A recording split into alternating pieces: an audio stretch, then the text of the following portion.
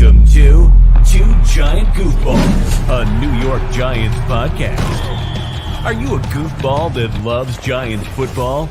If so, sit back and relax. Except you, that person driving. Sit up and keep your eyes on the road. Your ears, though, can still listen as we talk about the team that both excites and frustrates us so much. And now, here are your goofball hosts, Drew and Rob.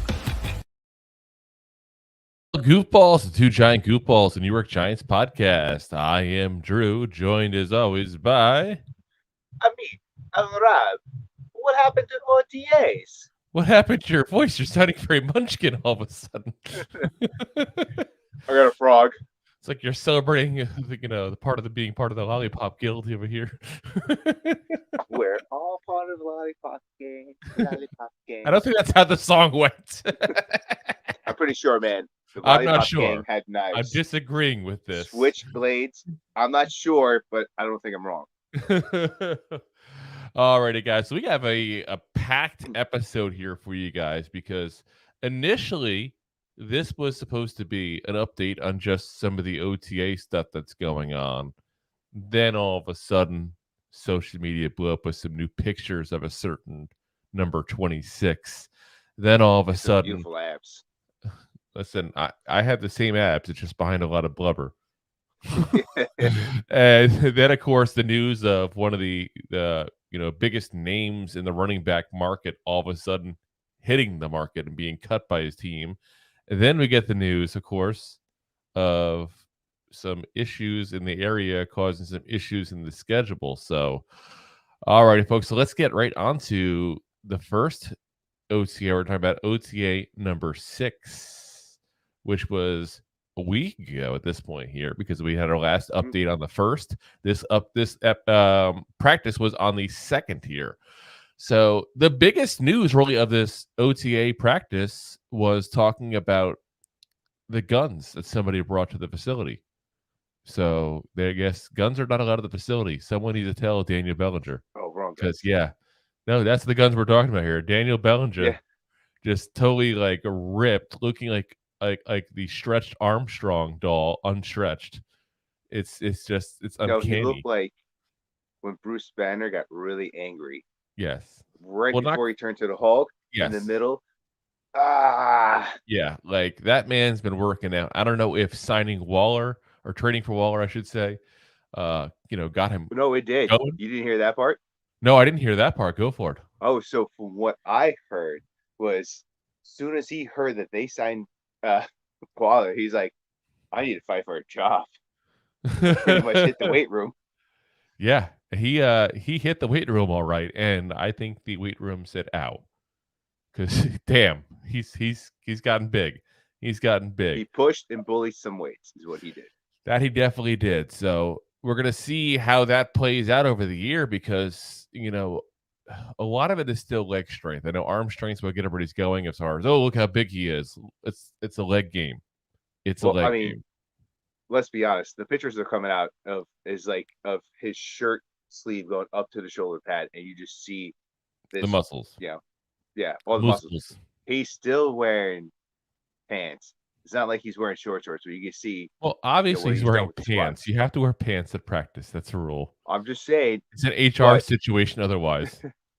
I mean, you can wear shorts and you can see his quads, and you're like, oh my God, look at that teardrop. like Saquon.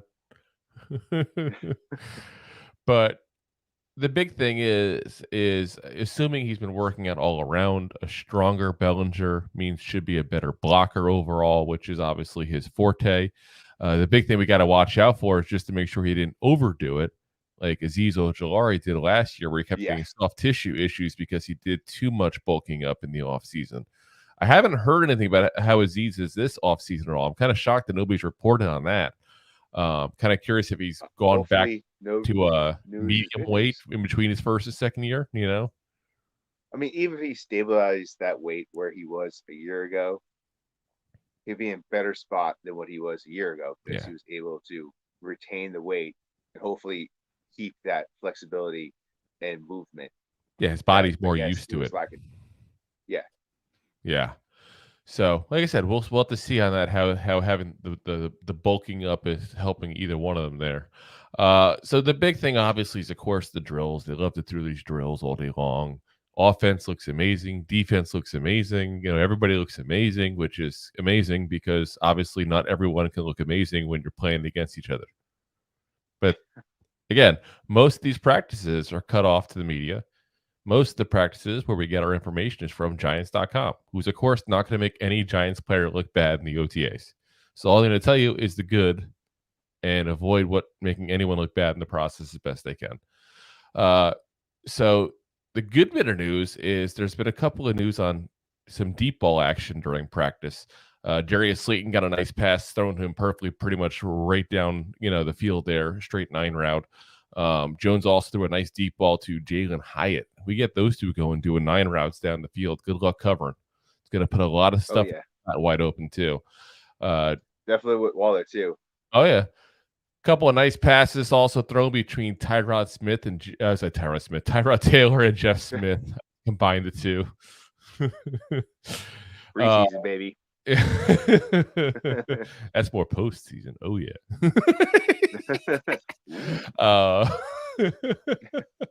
But yeah, it's interesting to see that you keep on hearing news about some of the guys that you didn't expect to massively make an impact on offense, making an impact in the OTAs, as if the Giants are purposely trying to send a signal saying, hey, these aren't just special teamers. But again, you take everything the Giants give you with a grain of salt. Salt. That's what I meant. Wrong. And you kind of got to remember where the source is coming from and what their goal is. Always remember that in everything you read. So we'll have to see how much of that is just them trying to, inflate. Like, look, Jeff Smith was a good signing. He caught touchdowns and passes from Tyrod Smith. And look, this wasn't a waste of time. I call Tyrod Smith again. All right, the big news, I think. Listen, I wish I were. Today is just pure Aloha coconut water. Ooh. So Aloha water. Yeah, it actually says it too. It says made with Aloha. Oh yes, made with Aloha. This is actually the best coconut water ever, by the way. This is they're not even paying us, and I'm going to say it. I have no clue how to pronounce the name of this. I don't want to butcher it and be that guy. It's WAIKOKO coconut water. You can find it on Amazon. They sell it like that. Every single one of them comes indented because they're get beat up a little bit in travel. But who cares? They're tasty. They're tasty. All right. No, they're not cheap, dude. It's like a case is like $35. Oh, yeah, it's not cheap. Anyway, the big news of the practice. Deonte Banks gets his first interception. Oh, baby's got his first interception. A couple of other close calls as well, but that was the only INT. And that's been one of the things they've been preaching is Daniel Jones not turning the ball over while trying to eliminate the fact that also says the defense is not taking the ball away either, which was, of course, a problem last season. I was about to say, it kind of sums up last year. Yeah, exactly. Like, you're only passing. There's no running. So therefore, there goes the options of fumbles pretty much for the most part. So it's INT or nothing. And we can't get INTs for the life of us last year. And it seems like that theme is going also again to the OTAs. So then we got OTA number 7.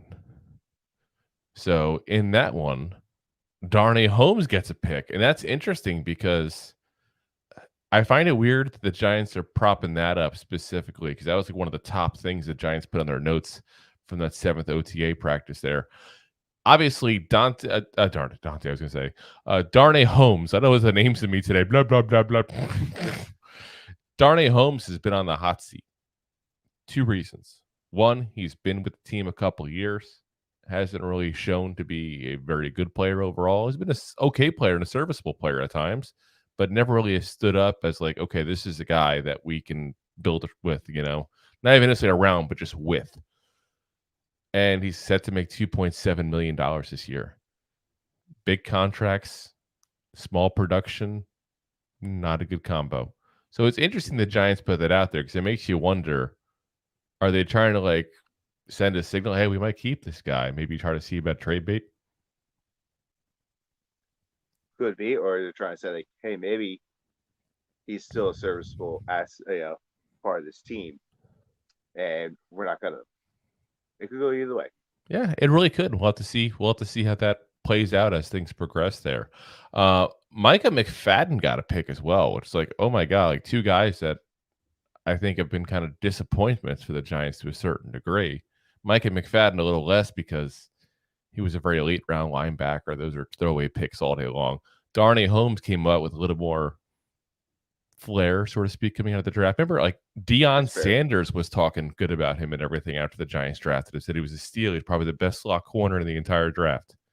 When Deion Sanders is talking you up, that's some pretty good. Yeah, that's pretty good company there. Bobby Okereke also broke up 2 passes, and that's one of the things you're hearing is that he's been doing pretty good overall in pass coverage, which obviously what's been an issue for the Giants for the last 30 years or so. It seems like, having a linebacker that can go ahead. That's what my clock said.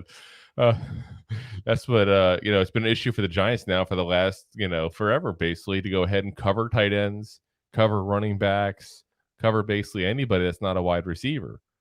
And Bobby Okereke's looked pretty good in coverage so far in OTAs and what they've shown us. Again, it's from what they've shown us. They're showing us what they want to show us. So we'll see how that works overall. Let's not forget how Okereke, played last year compared to the Giants defense in total. Oh yeah, the Giants. Listen, he's a huge, huge upgrade from anybody else that we had a linebacker last season. The linebacker position last year was an absolute joke. So hopefully he's just as good with us as he was last year with the Colts, because he had a kind of a breakout year since Leonard got hurt, and he had to become kind of the stud linebacker for him. So has a whole bunch of touchdowns, yes, on that 7th OTA as well. So Jones threw TD passes to Isaiah Hodgins, threw 2 of them to Darren Waller. I'm sure there's asked about questions about that in the press conference. That's what I keep hearing. That's what I keep. I'm telling you, it's like the Giants just want to shove Darren Waller down our throat. It's insanity. I've never seen a player hyped by the team so much before. It's like, I get it. He's good. Now, can he be healthy? That's the big question. Can he stay healthy? Yeah. Threw a touchdown also to Paris Campbell, who I've heard a lot of good things about Paris Campbell and how well him and Daniel Jones were working out together, which is going to be good because, again, if Shep is still hurt at the beginning of the year, if Wan'Dale is still hurt at the beginning of the year, guess who's your starting slot receiver? Paris Campbell.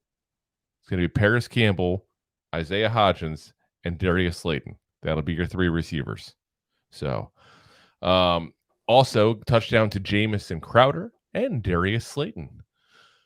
Tyrod Taylor also threw 2 touchdowns to Khalil Pimpleton, who's, for some reason, his name's been popping up a lot more lately, which I find just weird because here's a guy. Pop it up, Pimple. I didn't mean it like that. But here's a guy who couldn't get onto the active roster, let alone see the field last season when we had, let's be honest, a pile of poop for a wide receiver core. Let's call it what it is. We had the worst wide receiver core in all of the NFL, and this guy couldn't even make it into the roster. So it's a little weird that I keep hearing stuff about him good in the OTAs, because it's kind of like, did he learn something in the offseason? Did he work with the right people? Or were the Giants hiding him because they didn't want to expose him too early to the actual NFL, want to give him a full year? I could see either one being a potential. I would say the more likely scenario, though, is that he just wasn't showing enough. Probably. Like, if you go to the playoffs and you're hiding in a gym, that's when you take the gym out. You never know. Let's put it this way: the Bills had Isaiah Hodgins on their practice squad. Someone there must have known because Dable knew. So someone there must have. And if not, they knew what Dable thought of him. So along with Pimpleton, Tyrod Taylor also threw a TD pass to Jamison Crowder. So that's 2 for Crowder on the day, 1 from Jones, 1 from Taylor. And also to Colin Johnson, who I know is what? Not from Smith? No, not for Smith. Taylor. And also, like I said, Colin Johnson, the fan favorite there, who I know a lot of fans are hoping for great things out of because they've moved on from, I guess, David Sills to being Colin Johnson Army now. I don't know. What is it with the fans and mediocre wide receivers? It's like, It's an underdog story, man. listen, I'll root for anybody who's a Giant. Don't get me wrong. Like, I'm not, like we kid around with me being the hater of the two of us, but I'm not that much of a hater. Like, I don't wish bad upon them, obviously. But you got a guy that's been in the league. Upon the team. What?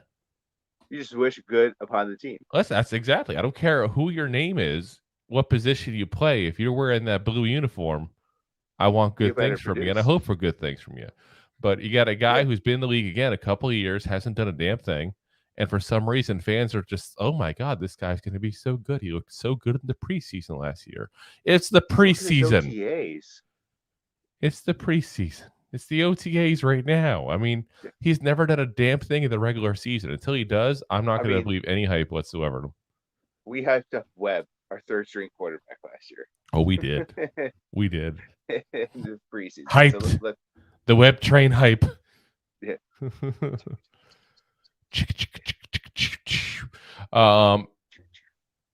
Next up, OTA number 8, which was just yesterday. So we're getting to more modern times. We had a whole bunch of pass breakups here, which is weird because I gotta think in some of these practices, there's other pass breakups they're not mentioning. So it's really, to me, it's interesting how some days they make it seem like the defense won. Some days they make it seem like the offense won when they're giving their notes. So yesterday's Javarius Owens, who you always keep hearing about in the notes on OTAs, he's had an impressive OTA by all counts. Cordell Flott, Trey Hawkins, and Deontay Banks all had pass breakups. Also, Xavier McKinney broke up a pass and on a separate play got a pick. So McKinney had a good practice there. I think the big thing is I like seeing a good day out of McKinney because it's a contract year for him, and I want him to get his money. But second off, I want to know he's healthy. It's not even just he's healthy. He's got to take that level. It's like, his rookie year, he misses most of the year, obviously. Year 2 is really kind of his rookie year. Year 3, he's out half the year because that hand injury from Cabo. So it's like he's still in like the middle of his second year, it's almost like. Like he's so young in this league. Huh?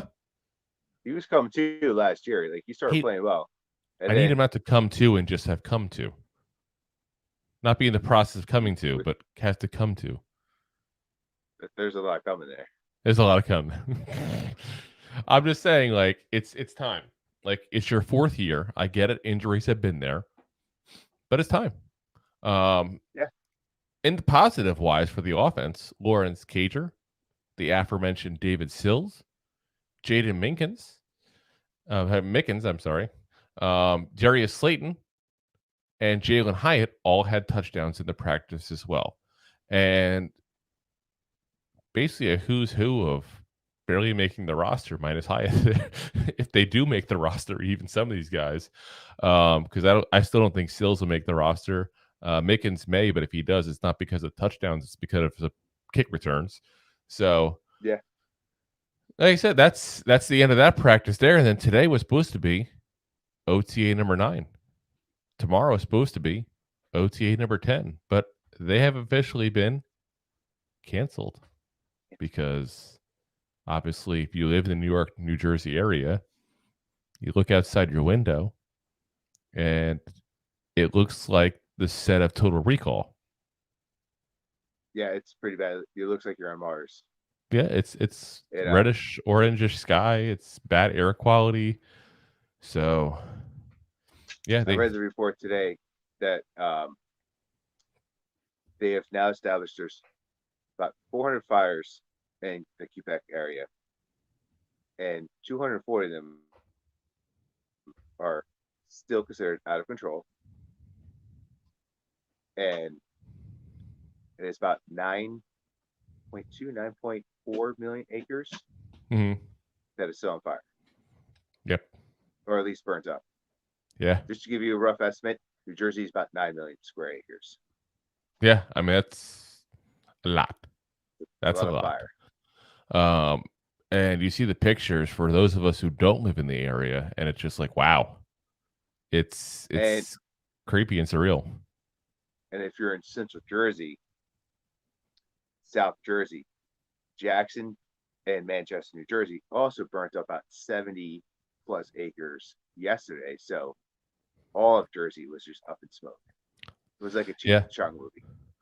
So, Dable had the quote of said when they announced they're going to cancel the last few practices, he says, "We just felt it was the right thing to do. We'll let this settle out and come back next week," which is, when the mini camp he's talking about.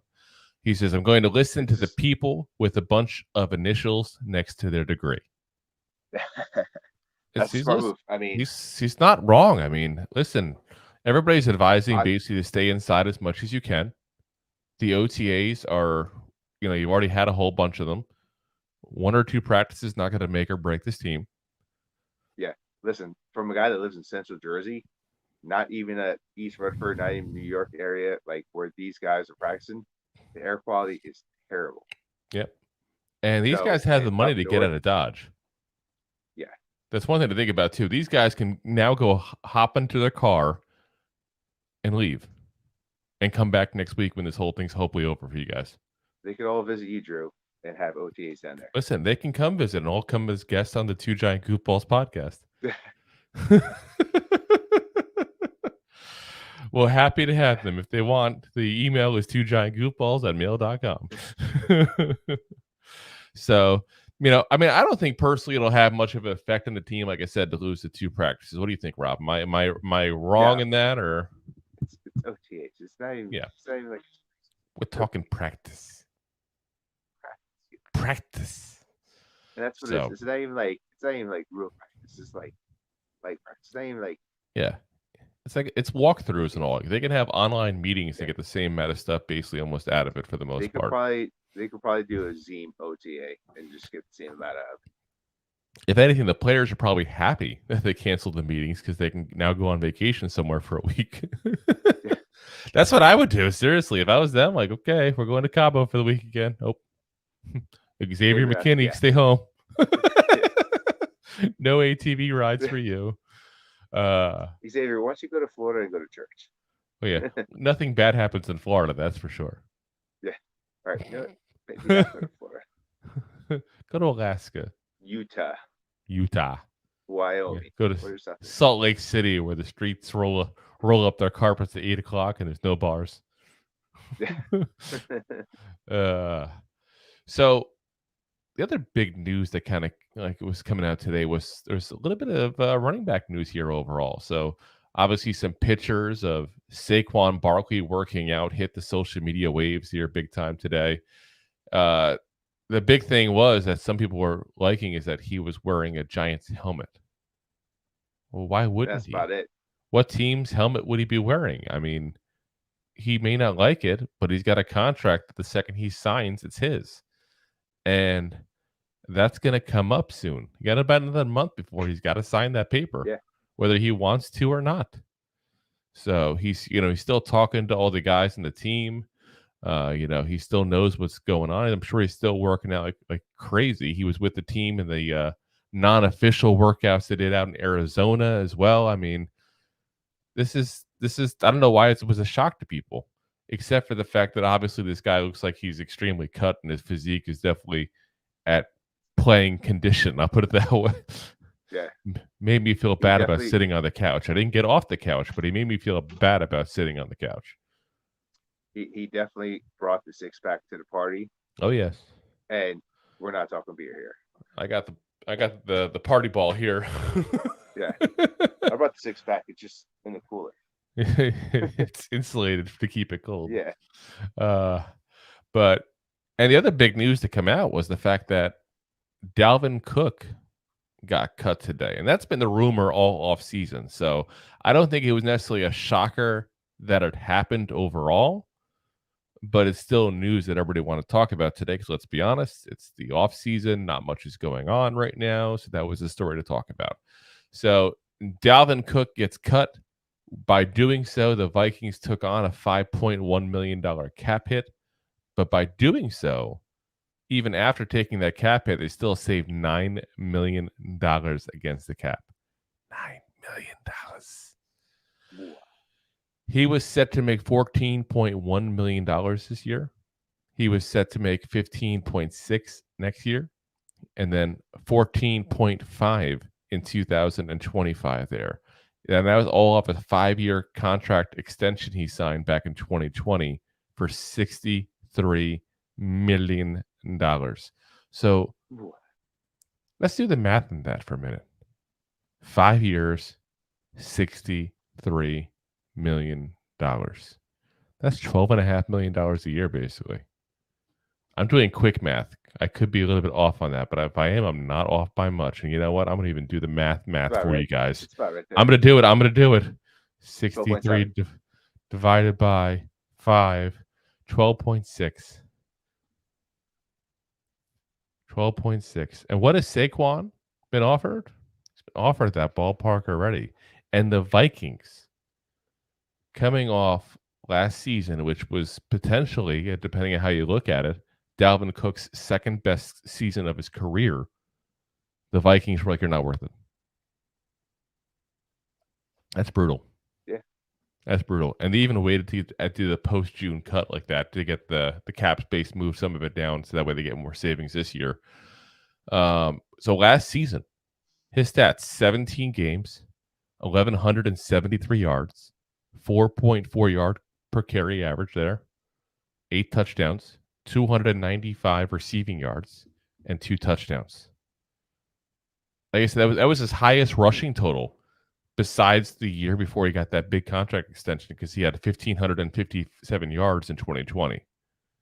So you got a guy that was performing. And they didn't think he was worth $12.5 million, basically, over for the years. They prefer to cut him and save the money. This is what we keep on preaching, guys. Running backs in the league are not worth the money. Repeat after me. Running backs in this league are not worth the money.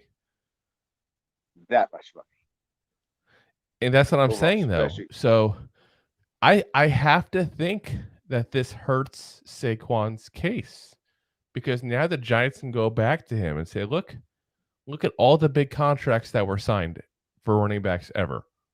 Yeah, listen, you want McCaffrey money? What happened to McCaffrey's money?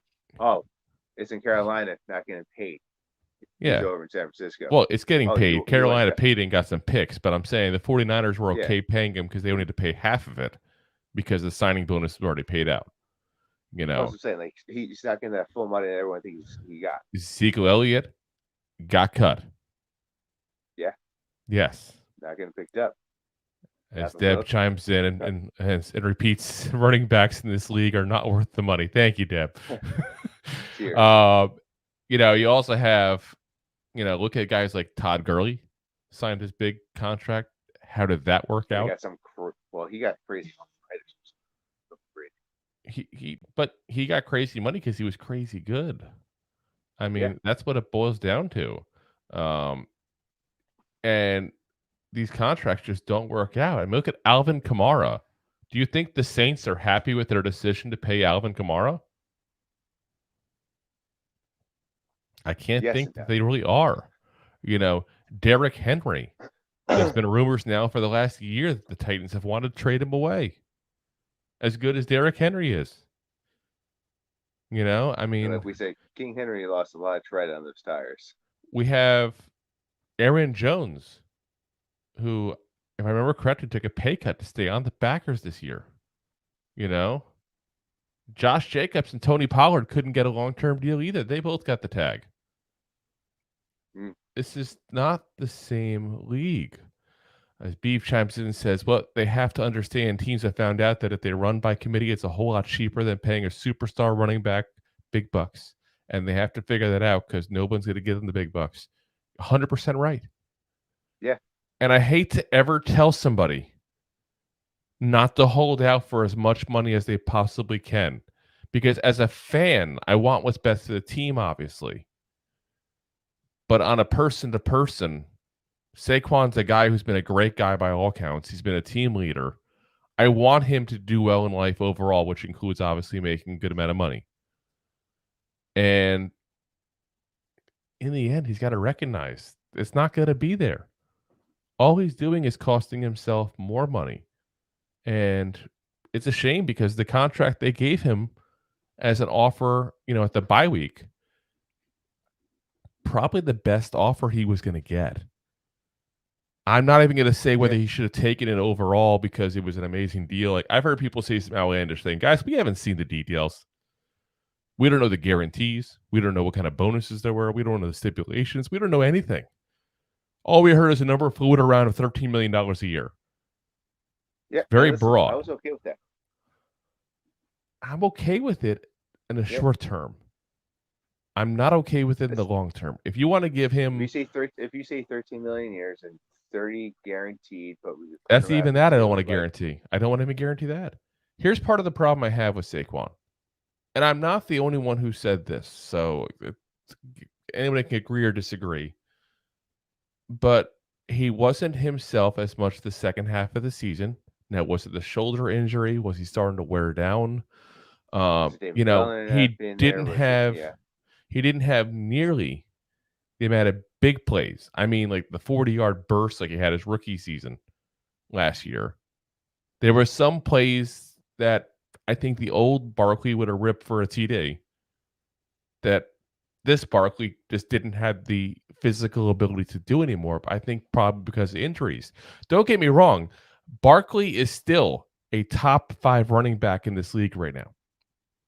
The key part of that is right now, how much longer is he still a top 5 running back? Because he's showing, to me, I think, I still think there's a decline last year from his first year, ignoring the injured seasons in the middle of that, because there's a lot of injuries, there was a lot of issues in the middle. But to me, he wasn't as good last year as he was that first year. No, but he wasn't far off from that. Was he? I don't think so. And like even he wasn't nearly the passing threat. That's part of it. He didn't have the huge 40-yard runs at that point. That's part of it. You're right. He was also used way different. He also had almost half a yard difference per carry. He was also injured for part of those years, and then he lost one of his lead blockers, and for some of it. What blockers did he have his rookie year? That line was trash his rookie year. Absolute trash. Evan Ingram was his blocking tight end. Yeah, and where did he run most of his rookie year? Everywhere. He ran zigzag and all throughout trying to get stuff. I mean, that's what he was. 90 yards to go forward. I'm just saying, as good as Saquon was last year, and I'm not trying to say anything negative about Saquon overall as a player. Like I said, again, he's still a top 5 player, but I'm looking at the long term, and I'm saying, why would I think the Giants would want to give a guy who they already think may have shown a little decline? Because I'm sure you've heard the rumors of that as well. It's not just me saying, it's other people that have watched the tape on him on a regular basis. It's other pundits in the league that, quite frankly, spend a lot more time watching the game than I do. They can do it. They do it for a living. I was about to say, when they get paid full time. Yeah, exactly. From us working. One day, guys, just saying, we're still open to options for that. 2giantgoofballs@mail.com.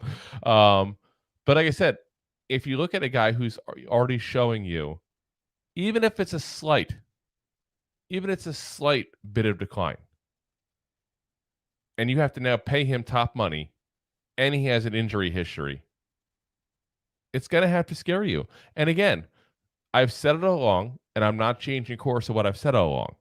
If you want to pay him now that you got him on the tag and guarantee him the money this year, guarantee him the same equivalent as the tag next year, and throw a couple more years of unguaranteed on there, I'm cool with that. I have no problem with that whatsoever. But if he's actually looking for like $15 million a year. Yeah, no. Bogus. And if he wants some like 3 years guaranteed or something like that, don't do it. He's 26, right? 26, I believe. And Dalvin Cook. I think next year will be 26, yeah. Dalvin Cook got cut now at 27. Now, a lot of these guys, the late 20s is when they start slowing down a little. He is 26. I just verified. So a lot of these guys start slowing down at that point. And it's not that they become bad players, but they're no longer star players. Yeah, they're not the So elite players that they were. in 2 years, hypothetically, if we guarantee him those 2 years, he's 28 years old. He's probably not elite anymore. He's probably on the downhill. Turn to Zeke Elliott. No, I don't think I'll ever be Zeke Elliott, because Zeke Elliott is much better center. Touche. I just think that's what I see there. As Beef says, take Sanders from Philly. I think he had 1,700 all-purpose yards last year, and he signed for $6.5 million a year, or 3-year contract out in Carolina. That said it all right there. And yeah, I mean, the money is not there. Miles Sanders, I think, someone feel free to correct me if I'm wrong, but I do believe that he had the biggest contract of all of the players there, running back wise. So let's see, he had 1,269 yards rushing. No, yeah, he wasn't nearly the receiving threat. So yeah, he had about 1,350 yards overall because he didn't do much receiving at all. But still pretty good. His rushing numbers are very similar to Saquon, but he's got a higher average. He also had a much better supporting cast. Let me just put that aside right now, because that you have to put in there. How many yards of that was against the Giants? We're not going to go there. We're not going to go there. I'm just saying, overall, it's, like I said, it's food for thought here, because this, to me, solidifies the Giants' position that keeping him on short term is the way to go. It just is. So we'll see if the Giants agree. We'll see if Saquon, I won't say agrees, but understands, because I don't think he'll ever agree on that. And I'd be kind of shocked if he did. I'd be upset if he did, to be very frank. You're supposed to have that warrior mentality and keep saying, I can keep going, keep going, keep going. But will he understand his position? Or will he not play a card that's just not there? So, yeah, we'll have to see what's going on here. We got another question here on the board here from Soul Brother number 1. So, man, it says, I think this will be one of the best Giant teams since the last Giant Super Bowl. Would you agree? I would say at this point, the cast of the Little Giants is potentially the best Giant team since the last Super Bowl. I mean, in all fairness, we haven't had much. Last year was the best because we won a playoff game. It's the first playoff game we won since that Super Bowl.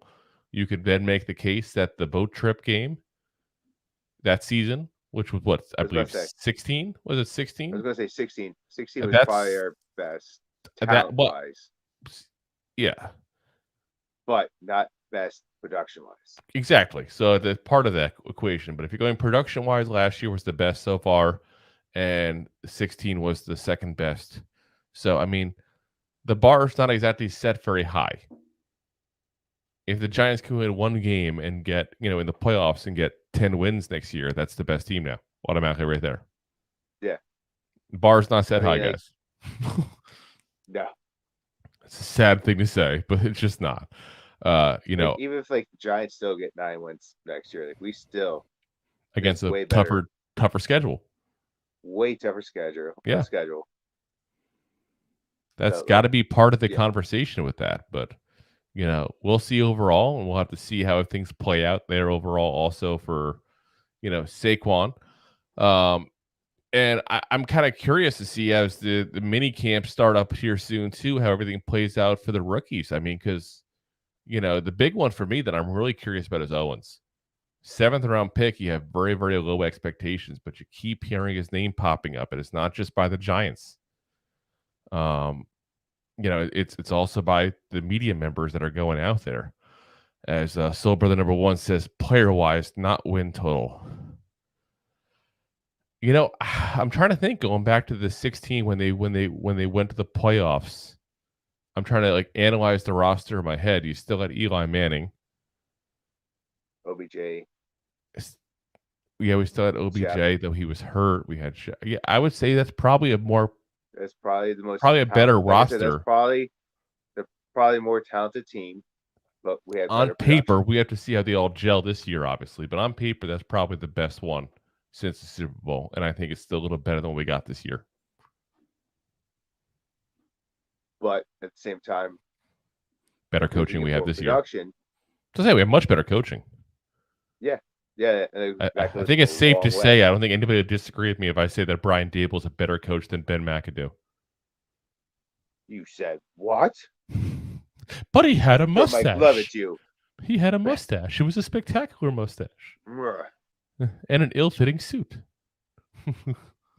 As Beef says, I laugh when people say about tough schedule. They're all tough schedules. You have no clue how good a team is going to be one year to the next. It's the way the NFL is. It's a year-to-year league.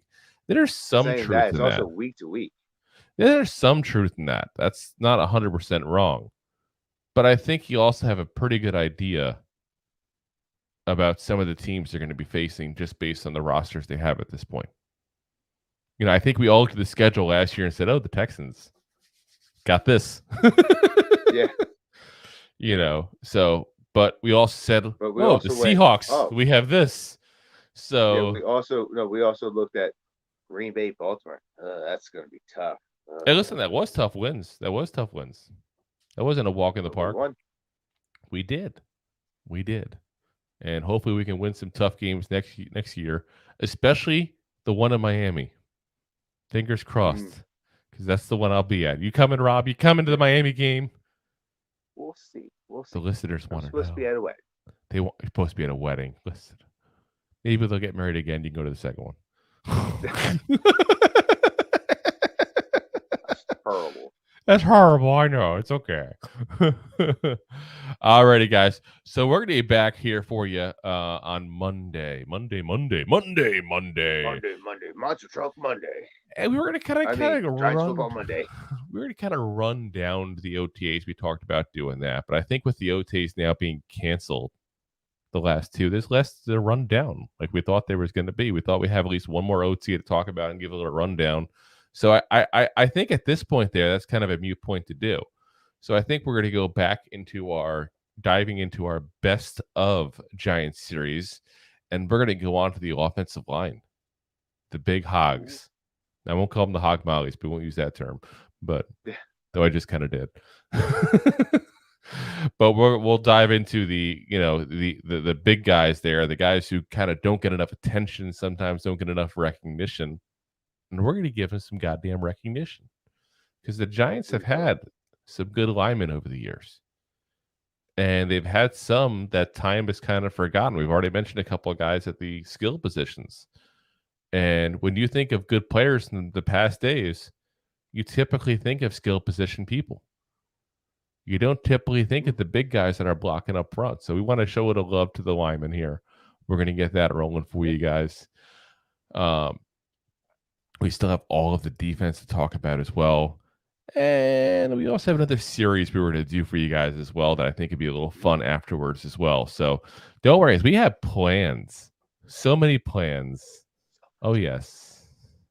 So we will keep things rolling for you guys. Like I said, we'll still be on every Monday, Wednesday, Thursday on live on YouTube, Facebook, Twitter, Twitch, and my LinkedIn profile. We're going to be exactly. And of course, if you can't make it live, we're available afterwards. There's a replay. The best place to go to the replay is YouTube because that's where I can cut out the 5-minute intro, countdown, and all that kind of stuff for you guys to make it a little easier.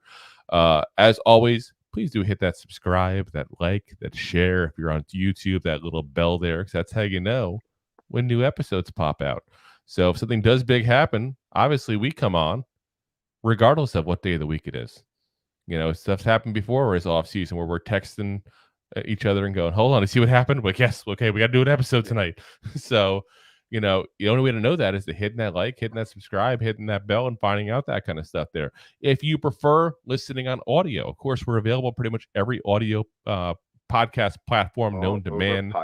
Oh yes, all over. We're on the Apple Podcast is probably the biggest one we have following wise there, but of course we're also on Spotify. We're on Amazon. We're on iHeartRadio. We're on all of the bigger ones out there. And if we're not on yours, it's time to get a new podcast app. You're the wrong podcast app. But all seriousness, if we're not on it, send us an email as well, 2giantgoofballs@mail.com, so we can look about getting on it there. But like I said, to the best of my knowledge, I think we're on pretty much every single big one that I at least know of. Even some I never heard of before, we're on. Yeah. One of them looks like the Duckster. I was like, what is that?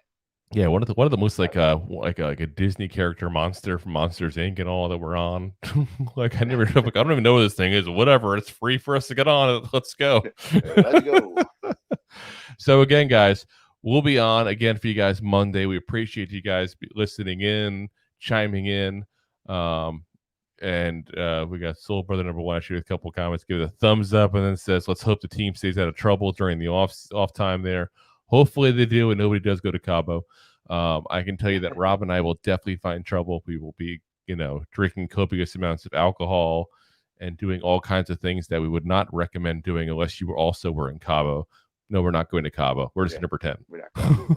We're going to pretend. As long as you don't bring the ATV in the house, you're good. So again, guys, we appreciate you guys coming on. We will see you guys on Monday here for the next show. And you all stay also, safe and healthy during your downtime as well. And, especially those of you that might have any kind of breathing issues or medical issues where this air up there in Jersey, New York. Yeah, stay indoors, stay safe, everybody. And like I said, we'll be back Monday. And hopefully by then that's all over for you guys. As Connor chimes in with, what did I miss? The whole episode, Connor. But don't worry. We're going to stop it soon. And then you can go ahead. You can go ahead and do the replay then and chime in with a few comments. We'll always respond back. All right, guys. Again, appreciate y'all listening in. And as always, Giant fans, go G-Man! Go G-Man! G-Man! Thanks for listening to Two Giant Goofballs, a New York Giants podcast. We appreciate your support. If you made it this long, you must have enjoyed it. So I am sure you have followed us on all the social media platforms.